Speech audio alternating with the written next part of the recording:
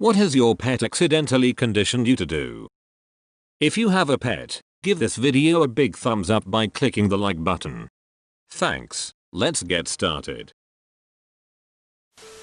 My wife just got out of the cat's chair on our front porch after he strolled up and meowed. Crazy thing is, it's not our cat.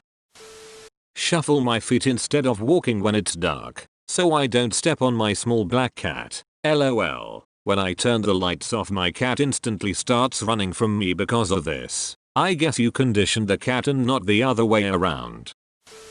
When I come home, my dog comes to the door all excited, wagging her tail, making this woo woo woo woo sound. It's not quite howling, but it's not barking either. I started to woo woo woo woo back to her because it amused me, but now if I don't, the sound she makes will turn into barking, which is very noisy and unpleasant. So basically, she's trained me to have this dumb woo woo woo conversation with her in order to keep her from yelling at me. Edit. Because lots of people are asking. She's a Portuguese water dog. My mother's dog tells her when it's time for her evening meal. As in, my mother's evening meal. The dog knows she eats after my mother, so when she starts to get peckish, she goes and bugs her to start cooking. When I go back to visit, we'll be sitting chatting, and the dog will sidle in and become a presence in the room for maybe 30 seconds, until my mother casually looks at her watch and says, "I suppose we better think about eating." She's completely unaware of what triggers her decision. A presence in the room. I love it, haha. I know exactly what you mean too. Dogs have a way of sort of just conspicuously hanging around to get some attention. Loitering, if you will.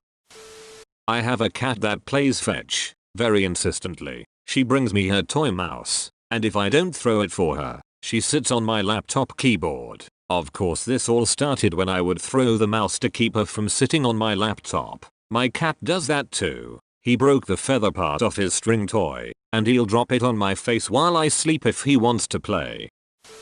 This wasn't accidental. I have a kitten, about 5 months old. Every morning, I wake up and feeding him is one of the first things I do. In the first couple months, in his little brain, he learned that me waking up equals food. About a month ago, he started waking me up, looking to expedite the process, jumping on me, meowing loudly, running across the bed, whatever gets me out of bed. I usually wake up around 6 AM for work. I guess that was too late for breakfast, as over the course of about a week this kitten would wake me up about 15 to 20 minutes earlier every day. This started on a Sunday, and it wasn't until Friday that I was woken up and realized it was 4:30 AM. It was then that I realized I've been outsmarted by a kitten and I was being conditioned to feed him in the middle of the night. Now if he wakes me up early, he gets locked out of the room until I'm ready to get out of bed. He doesn't wake me up anymore.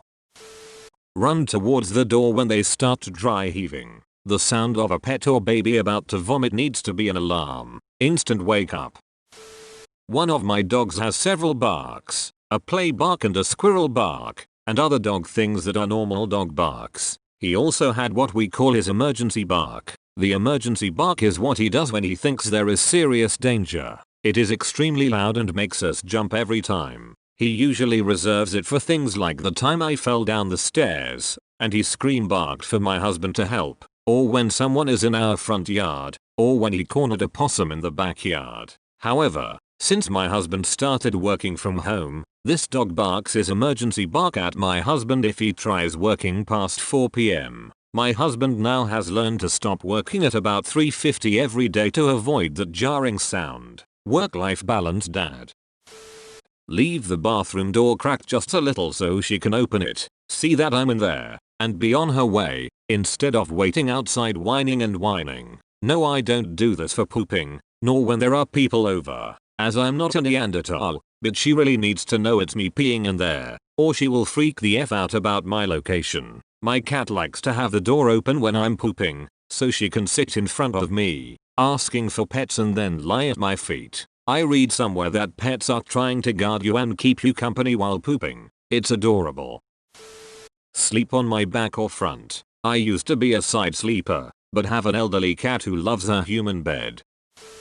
I've shared this before, but I got my dog Snoopy when I was 10 years and ever since he was a puppy he had this weird love for lettuce. He would go absolutely nuts for it. So whenever I had a sandwich or a burger, I would give him some of my lettuce. Over the years it became a ritual that whenever I prepared any food for myself that involved lettuce, I would grab some extra lettuce for him so I could toss it to him as I ate. He passed away 5 years ago after nearly 17 years together, but I still find myself grabbing that bit of extra lettuce for him. It's kind of funny that his little quirk has still stuck with me for all these years, and I honestly never wanted to go it away, because it's a little way for me to remember him. That's just the sweetest saddest thing.